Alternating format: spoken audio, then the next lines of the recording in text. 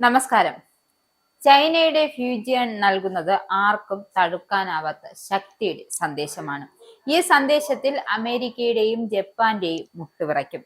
കഴിഞ്ഞ 5 വർഷമായി ചൈന തായ്വാനെ ലക്ഷ്യം വെച്ചുള്ള സൈനിക പ്രവർത്തനങ്ങൾ വർദ്ധിപ്പിച്ചിട്ടുണ്ട്.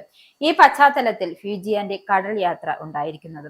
ചൈനയുടെ ഏറ്റവും നൂതനമായ വിമാനവാഹിനി കപ്പലായ ഫ്യൂജിയാൻ അതിന്റെ ഔദ്യോഗിക സർവീസിന് മുന്നോടിയായുള്ള നിർണായക കടൽ പരീക്ഷണങ്ങൾക്കായി ദക്ഷിണ ചൈന കടലിലേക്ക് യാത്ര ചെയ്തത്. ഈ യാത്രയ്ക്ക് ലോക രാഷ്ട്രീയത്തിൽ തന്നെ വലിയ പ്രാധാന്യമുണ്ട്. കാരണം ഈ യാത്ര നടന്നത് അമേരിക്കയും ജപ്പാനും സംയുക്ത സൈനിക അഭ്യാസങ്ങൾ നടത്തുന്നതിനിടയിലായിരുന്നു. ഫ്യൂജിയാൻ കപ്പലിന്റെ ഈ നീക്കത്തെ ലോകശക്തികൾ അതീവ ജാഗ്രതയോടെയാണ് നോക്കുന്നത്.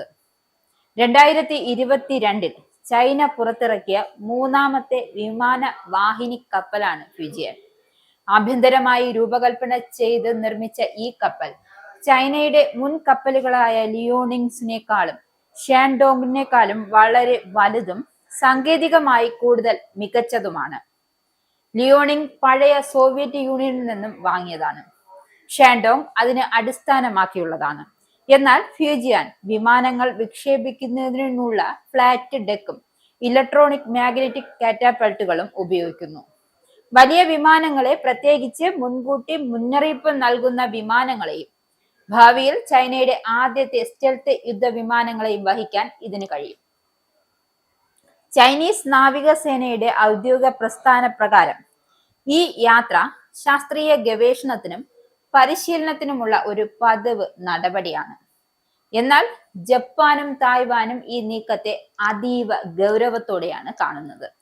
ജപ്പാൻ പ്രതിരോധ മന്ത്രാലയത്തിന്റെ റിപ്പോർട്ട് അനുസരിച്ച് 2 ചൈനീസ് മിസൈൽ ഡിസ്ട്രോയർ കപ്പലുകളുടെ അകമ്പടിയോടെയാണ് ഫ്യൂജിയാൻ തായ്വാനിലേക്ക് നീങ്ങിയത്.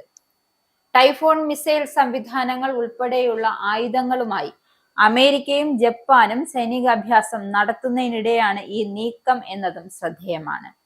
ഈ യാത്ര നടന്ന തായ്വാൻ കടലിടുക്കും ദക്ഷിണ ചൈന കടലും തന്ത്രപ്രധാനമായ തർക്ക മേഖലകളാണ്. തായ്വാൻ കടലിടുക്ക് തങ്ങളുടെ ആഭ്യന്തര ജലാശയമാണെന്ന് ചൈന അവകാശപ്പെടുന്നു. എന്നാൽ അമേരിക്കയും തായ്വാനും ഇത് അന്താരാഷ്ട്ര ജലപാതയാണെന്നാണ് വാദിക്കുന്നത്. അതുപോലെ തന്നെ ദക്ഷിണ ചൈന കടലിന്റെ ഭൂരിഭാഗവും തങ്ങളുടേതാണെന്ന ചൈനയുടെ അവകാശവാദങ്ങളെ ഫിലിപ്പീൻസ്, വിയറ്റ്നാം തുടങ്ങിയ രാജ്യങ്ങൾ എതിർക്കുന്നുണ്ട്. കഴിഞ്ഞ 5 വർഷമായി ചൈന തായ്വാനെ ലക്ഷ്യം വെച്ചുള്ള സൈനിക പ്രവർത്തനങ്ങളും വർദ്ധിപ്പിച്ചിട്ടുണ്ട്. ഈ പശ്ചാത്തലത്തിലാണ് ഫ്യൂജിയാന്റെ കടൽ യാത്ര. അതായത് ഇതൊരു മുന്നറിയിപ്പായി തന്നെ കണക്കാക്കാൻ സാധിക്കും. ഇത് തങ്ങളുടെ പരമാധികാര അവകാശങ്ങൾ കൂടുതൽ ശക്തമാക്കാനുള്ള ചൈനയുടെ തന്ത്രപരമായ ഒരു നീക്കം എന്നുകൂടി വേണമെങ്കിൽ വ്യാഖ്യാനിക്കാം. തായ്വാൻ പ്രതിരോധ മന്ത്രാലയം സംയുക്ത ഇന്റലിജൻസ് നിരീക്ഷണത്തിലൂടെ സ്ഥിതിഗതികൾ നിരീക്ഷിക്കുകയും ആവശ്യമായ നടപടികൾ സ്വീകരിക്കുകയും ചെയ്യുന്നുണ്ട്. അതേസമയം ഫ്യൂജിയാൻ അതിന്റെ ഔദ്യോഗിക കമ്മീഷൻ ചെയ്യുന്നതിനുള്ള തയ്യാറെടുപ്പിലാണ് ഈ യാത്ര നടത്തുന്നതെന്നാണ് തായ്വാൻ സുരക്ഷാ ഉദ്യോഗസ്ഥൻ പറയുന്നത്. ചൈനീസ് നാവികസേന ഫ്യൂജിയാൻ കപ്പലിന്റെ പ്രവർത്തനങ്ങൾ എത്രത്തോളം കാര്യക്ഷമമായി ഏകോപിപ്പിക്കുന്നുണ്ട് എന്ന് ലോകത്തിലെ സൈനിക വിദഗ്ധർ സൂക്ഷ്മമായി തന്നെ നിരീക്ഷിക്കുകയാണ്. ഈ കപ്പലിന്റെ കടൽ പരീക്ഷണങ്ങൾ ഒരു സാധാരണ നടപടിയായിരിക്കാം, പക്ഷേ അതിലൂടെ ചൈന നൽകുന്ന ശക്തമായ ഒരു സന്ദേശമാണ്. തങ്ങളുടെ സൈനിക ശേഷി വർദ്ധിപ്പിക്കുക മാത്രമല്ല, തർക്ക മേഖലകൾ തങ്ങളുടെ ആധിപത്യം ഉറപ്പിക്കാനുള്ള ശ്രമങ്ങളും തുടരുകയാണ് ഫ്യൂജിയാൻ ലോകത്തിന് മുന്നിൽ തെളിയിക്കുന്നത്. അതുകൊണ്ട് തന്നെ ഫ്യൂജിയാൻ വെറുമൊരു യുദ്ധ കപ്പലല്ല, മറിച്ച് ചൈനയുടെ വളർന്നു വരുന്ന ശക്തിയുടെയും രാഷ്ട്രീയ ഇച്ഛാശക്തിയുടെയും പ്രതീകമായി തന്നെ കാണാം.